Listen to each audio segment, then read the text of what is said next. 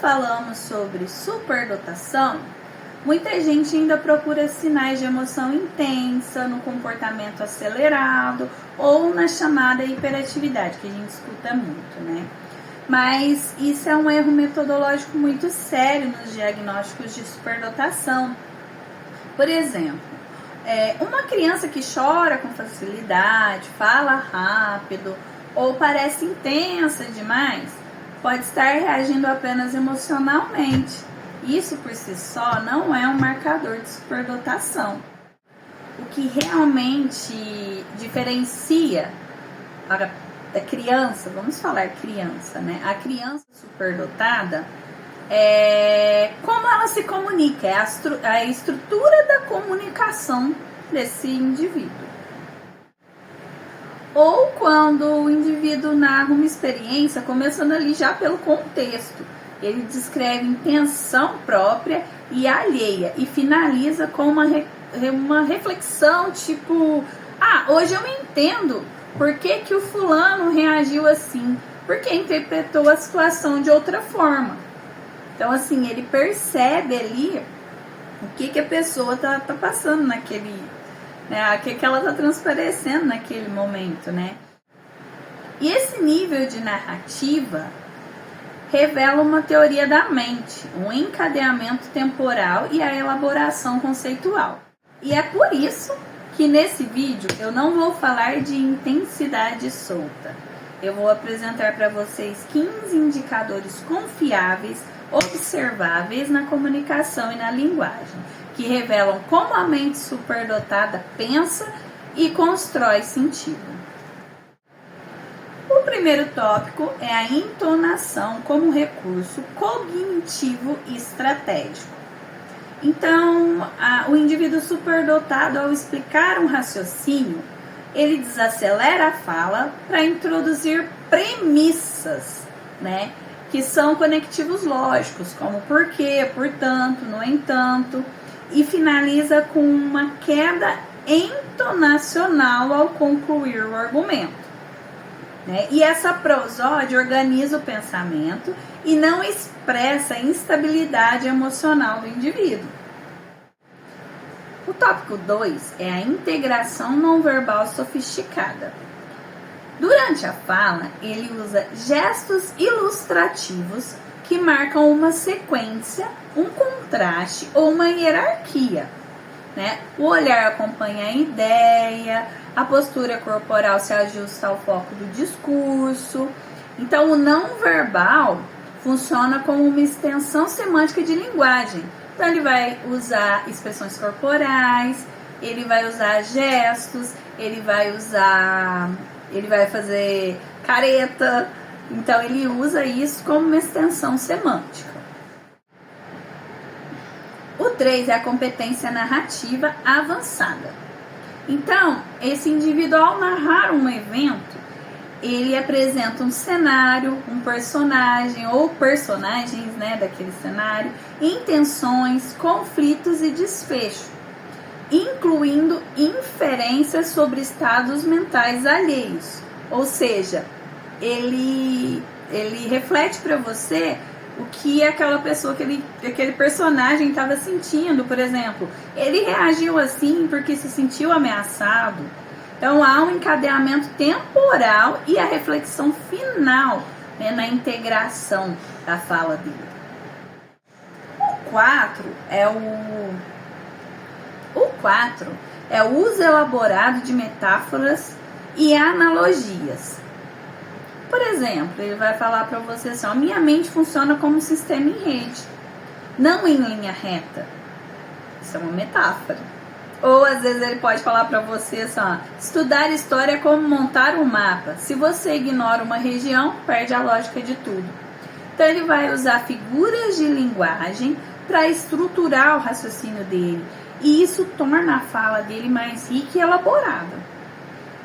E às vezes a gente nem entende o que eles falam, né? A gente tem que prestar bastante atenção, né? O 5 é a precisão lexical, que é onde ele diferencia palavras próximas, as corrige, né, na sua própria fala, para maior exatidão semântica, né? para que o ouvinte o entenda melhor. Então ele percebe que você não entendeu e usa uma palavra que significa a mesma coisa, mas que você vai entender, tá? O 6 é a capacidade metalinguística elevada. Então ele vai comentar a própria linguagem dele. Então ele vai falar para você, essa palavra não explica bem o que eu quero dizer, né?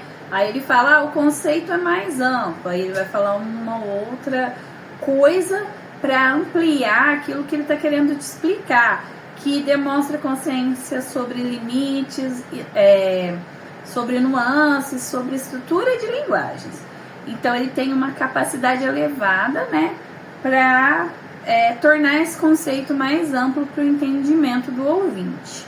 O 7 é a flexibilidade de registro comunicativo.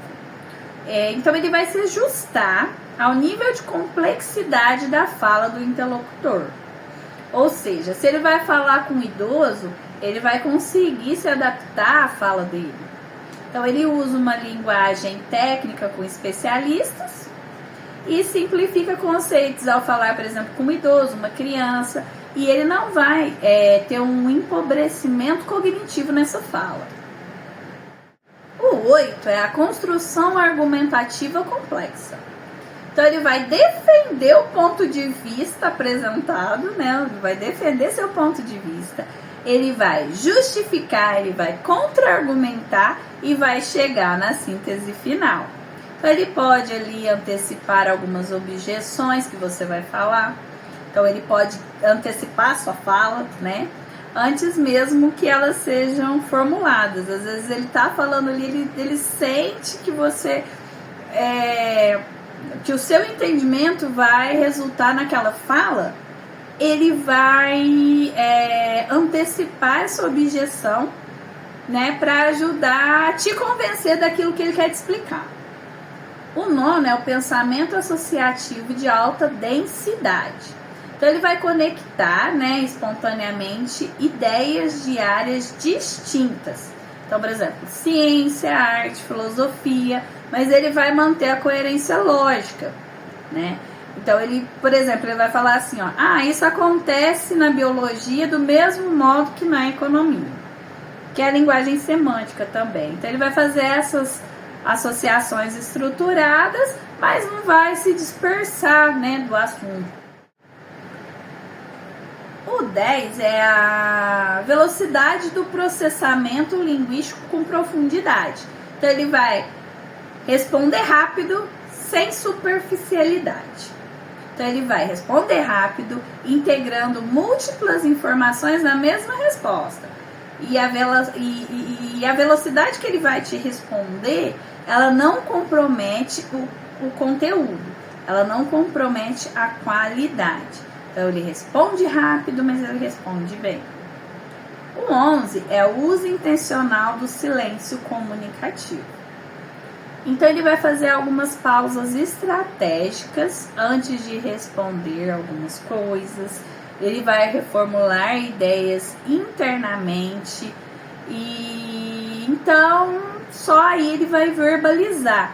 Então o silêncio do superdotado, ele é um silêncio de processamento e não de inibição, igual alguns pensam.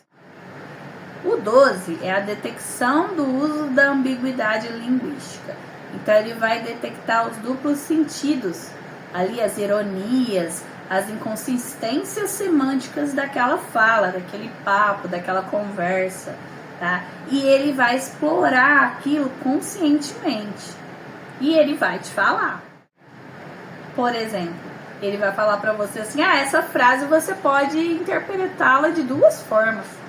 Então ele vai fazer muito uso disso, tá? O 13 é a sensibilidade à incoerência lógica no discurso alheio. Então ele vai perceber a contradição nas explicações mal estruturadas. E ele vai questionar aquilo com uma certa precisão. Isso às vezes gera um conflito em sala de aula, viu? Porque ele vai questionar aquela explicação mal explicada. Então, às vezes, é um desafio para os professores ter um aluno superdotado por isso. mas a gente consegue lidar com eles, né? Trazendo isso para o nosso lado, de uma forma que você inclua ele naquela explicação, né? Por exemplo, ele pode falar para você, se isso é verdadeiro, então me explica um ponto anterior desse fato, né? Então ele vai te ajudar, né? Às vezes você pensa assim, isso é ruim porque ele atrapalha a aula. Não, você tem que trazer ele para o seu lado, que isso vai ajudar tanto ele quanto você, né, a lidar com a superdotação dele. O 14 é a expressão emocional mediada pela linguagem. Então, em vez dele agir impulsivamente, ele verbaliza estados internos complexos. Então, ele vai falar, não estou com raiva, eu estou frustrado porque a expectativa não foi atendida. Então, ele vai verbalizar o que ele está sentindo com a explicação do porquê daquilo, né? Então, eu também acho esse ponto muito bom, né? Porque nas crianças isso é muito interessante, que você consegue realmente perceber o que ela está sentindo naquele momento. O 15 é a narrativa identitária complexa. Então ele vai descrever a si mesmo de forma multifacetada, reconhecendo paradoxos e mudanças ao longo do tempo. Então ele vai falar, sou curioso, mas preciso de silêncio. Gosto de pessoas, mas me canso rápido. É a identidade reflexiva. Então ele identifica, reflete e verbaliza. Então é isso, pessoal. Mais um pouquinho das altas habilidades de superdotação para vocês. É um assunto que eu gosto bastante. Até o próximo vídeo. Deixa um comentário, curte o vídeo, se inscreve no canal e todas essas coisas que todo mundo fala aí. E caso vocês queiram algum tema, né, da neuropsicopedagogia, tem alguma dúvida, me manda que eu faço para vocês, tá? Os vídeos são simples, em forma de bate-papo. Eu sempre tenho uma colinha porque é muita informação, então eu deixo os tópicos para poder falar para vocês tudo que eu quero, tá? Enriquecer um pouco o nosso bate-papo, tá? Então é isso, muito obrigada, gente, até o próximo vídeo.